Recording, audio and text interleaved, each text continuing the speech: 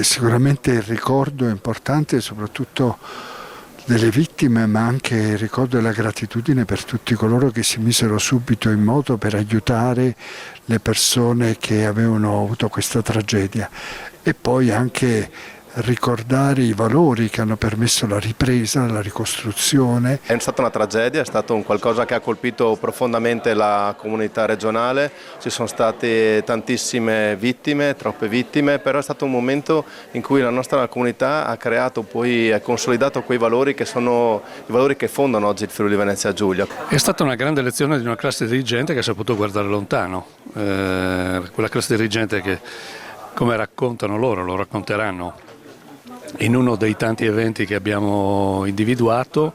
la mattina baruffavano sull'ordinario e il pomeriggio trovavano tutte le convergenze sullo straordinario, una grande lezione a mio parere anche di grandissima attualità. Sì, è con commozione che oggi inizio questa settimana con questo importante momento, è la commozione dei figli della ricostruzione, è la commozione di un territorio che sa che cosa è stato il sacrificio di chi ha perso la vita. Ricordare quanto il Friuli Venezia Giulia e Friuli in particolare è riuscito a ricostruirsi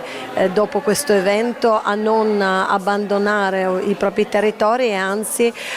cogliere questo dramma come possibilità di cambiamento. È stato un evento che ha segnato la storia del Friuli, che però ha portato in regalo anche l'Università di Udine, tra le altre cose, e poi dobbiamo dire la verità che è avvenuto in un periodo in cui l'Italia cresceva a doppia cifra e quindi le risorse che lo Stato è riuscito a mettere sono state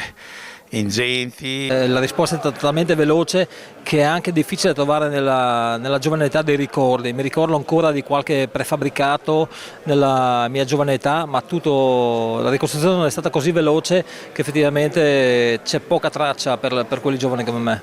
Il Friuli ha saputo subito risollevarsi da questa situazione,